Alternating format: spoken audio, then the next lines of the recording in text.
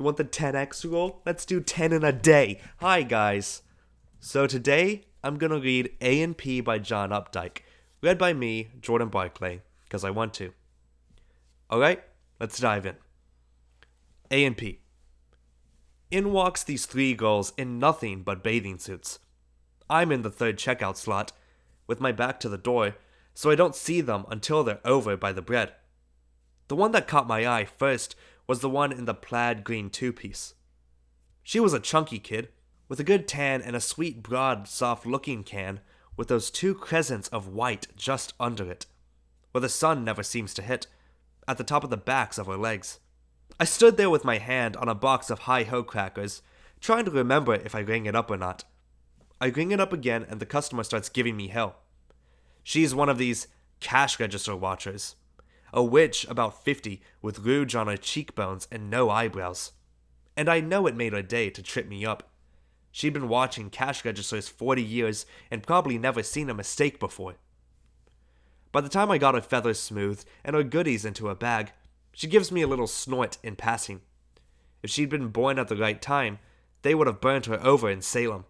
By the time I get her on her way, the girls had circled around the bread and were coming back, without a pushcart, back my way along the counters, in the aisle between the checkouts and the special bins. They didn't even have shoes on.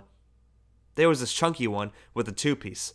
It was bright green, and the seams on the bra were still sharp, and her belly was still pretty pale, so I guess she just got it.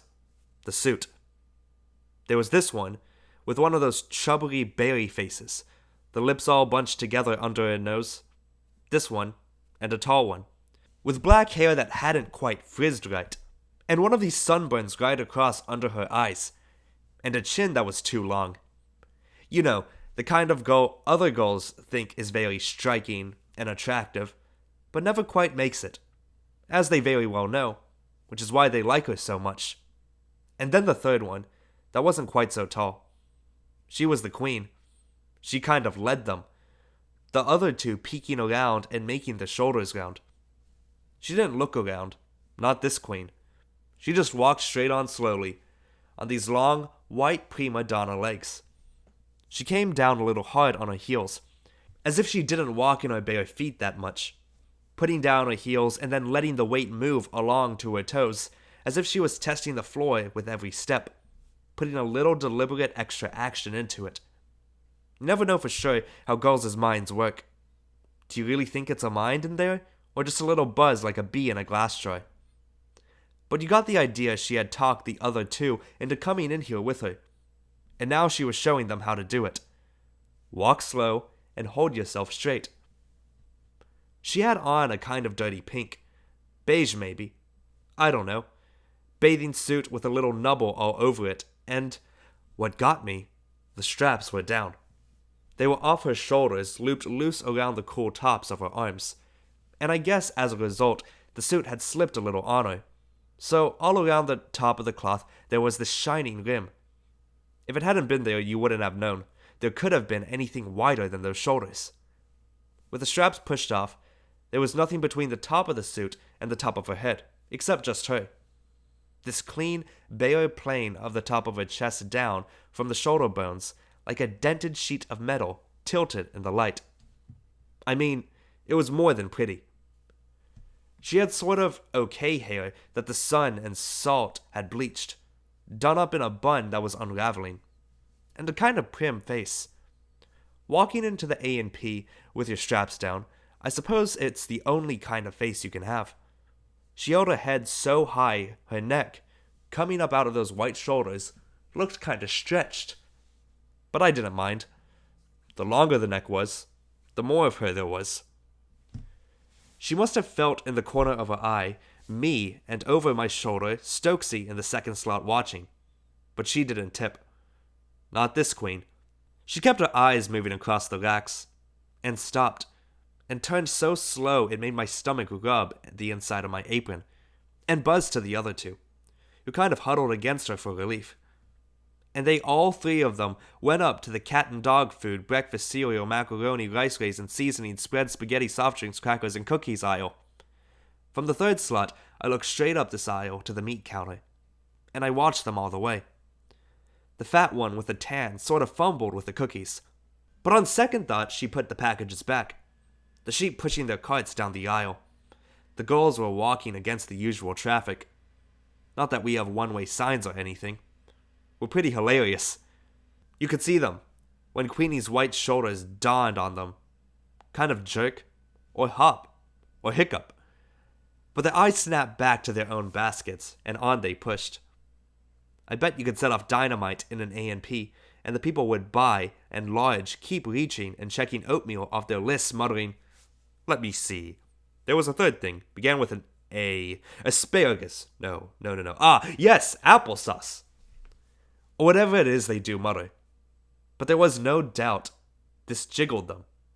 A few house slaves and pin curlers even looked around after pushing their carts past to make sure they known what they had seen was correct. You know, it's one thing to have a girl in a bathing suit down on the beach, where what with the glare and nobody can look at each other much anyway. And another thing in the cool life of the A&P, under the fluorescent lights, against all those stacked packages, with her feet paddling along naked over our checkerboard, green and cream rubber tile floor. "Oh, Daddy," Stokesy said before me. "I feel so faint." "Darling," I said, "hold me tight." Stokesy's married, with 2 babies chalked up on his fuselage already. But as far as I can tell, that's the only difference. He's 22, and I was 19 this April. "Is it done?" he asks, the responsible married man finding his voice. I forgot to say he's going to be manager some sunny day. Maybe in 1990, when it's called the Great Alexandrov and Petruski Tea Company or something. What he meant was, our town is 5 miles from a beach, with a big summer colony out on the point. But we're right in the middle of town, and the women generally put on a short or shorts or something before they get out of the car into the street. And anyway, these are usually women with 6 children and varicose veins mapping their legs, and nobody, including them, could care less. As I say, we're right in the middle of town. And if you stand at our front doors, you can see 2 banks and the Congregational Church and the newspaper store and 3 real estate offices and about 27 old freeloaders tearing up the central street because the sewer broke again. It's not as if we're on the Cape. We're north of Boston, and those people in this town haven't seen the ocean in 20 years. The girls had reached the meat counter and were asking McMahon something. He pointed. They pointed. And they shuffled out of sight behind a pyramid of Diet Delight peaches. All this was left for us to see what old McMahon patting his mouth and looking after them, sizing up their joints. Poor kids. I began to feel sorry for them. They couldn't help it. Now here comes the sad part of the story. At least my family says it's sad, but I don't think it's sad myself. The store's pretty empty, it being Thursday afternoon, so there was nothing much to do except lean on the register and wait for the girls to show up again. The whole store was like a pinball machine, and I didn't know which tunnel they'd come out of. After a while, they come around out of the far aisle, around the light bulbs. Records at discount of the Caribbean 6, or Tony Martin Sings, or some gunk you wonder they waste the wax on. 6 packs of candy bars, and plastic toys done up in cellophane that fall apart when a kid looks at them anyway. Around they come, Queenie still leading the way, and holding a little gray jar in her hand. Slots 3 through 7 were unmanned, and I could see her wandering between Stokes and me. But Stokesy, with his usual luck, draws an old party in baggy gray pants who stumbles up with 4 giant cans of pineapple juice. What do these bums do with all that apple juice? I've often asked myself. So the girls come to me. Queenie puts down the jar, and I take it into my fingers icy cold. Kingfish Fancy Herring Snacks in pure sour cream. 49 cents. Now that her hands are empty, not a ring or a bracelet, bare as God made them, and I wonder where the money's coming from. Still with that prim look, she lifts a folded dollar bill out of the hollow at the center of her nubbed pink top. The jar went heavy in my hand.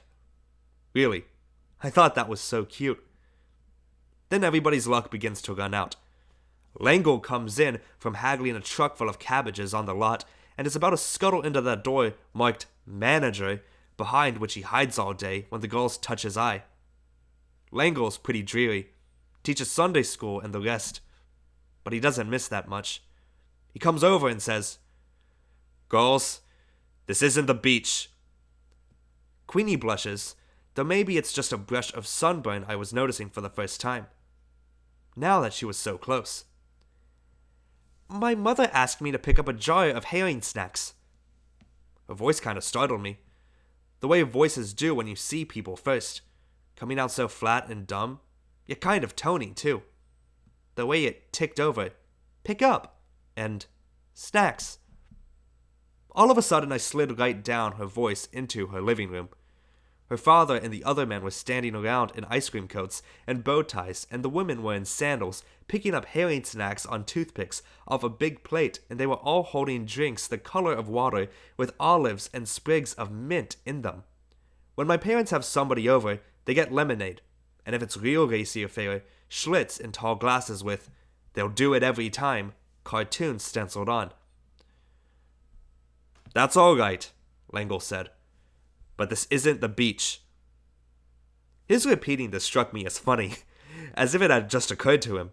And he had been thinking all these years that A&P was a great big dune, and he was a head lifeguard. He didn't like my smiling. As I say, he doesn't miss much. But he concentrates on giving the girls that sad Sunday school superintendent stare. Queenie's blush is no sunburn now, and the plump one in plaid, that I like better from the back, a really sweet can, pipes up. "We weren't doing any shopping. We just came for one thing." "That makes no difference," Langel tells her, and I could see from the way his eyes went that he hadn't noticed she was wearing a two-piece before.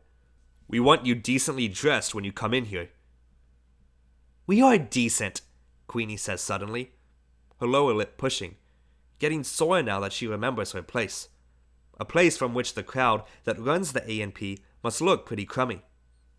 Fancy herring snacks flashed in her very blue eyes. "Girls, I don't want to argue with you. After this, come in here with your shoulders covered.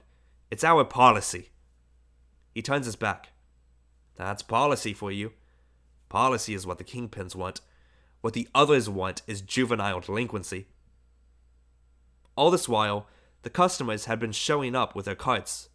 But, sheep. Seeing a scene, they all had bunched up on Stokesy, who shook open a paper bag as gently as peeling a peach, not wanting to miss a word. I could feel in the silence everybody getting nervous. Most of all Langel, who asks me, "Sammy, have you rung up this purchase?" I thought and said, "No." But it wasn't about that I was thinking. I go through the punches. 4, 9, Gurk, Tot. It's more complicated than you think. And after you do it often enough, it begins to make a little song that you hear words to. In my case, "Hello, Bing. There, you, Gung. Happy people, splat." The splat being the drawer flying out. I uncreased the bill, tenderly as you may imagine, it just having come from between the two smoothest scoops of vanilla I had ever known were there, and pass a half a penny into her narrow pink palm, and nestle the herrings in a bag, and twist its neck and hand it over, all the time thinking, the girls, and who'd blame them, are in a hurry to get out. So I say, "I quit," to Langel, quick enough for them to hear, hoping they'll stop and watch me. Their unsuspected hero. They keep right on going, into the electric eye. The door flies open, and they flicker across the lot to their car. Queenie in plaid and big tall Goonie, not that as raw material she was so bad, leaving me with Langel and a kink in his eyebrow. "Did you say something, Sammy?" "I said I quit." "I thought you did." "You didn't have to embarrass them." "It was they who were embarrassing us." I started to say something that came out. "Fiddle-dee-doo." It's a saying of my grandmother's, and I know she would have been pleased. "I don't think you know what you're saying," Langel says. "I know you don't," I said, "but I do." I pull the bow at the back of my apron and start shrugging it off my shoulders. A couple customers that had been heading for my slot begin to knock against each other, like scared pigs in a chute.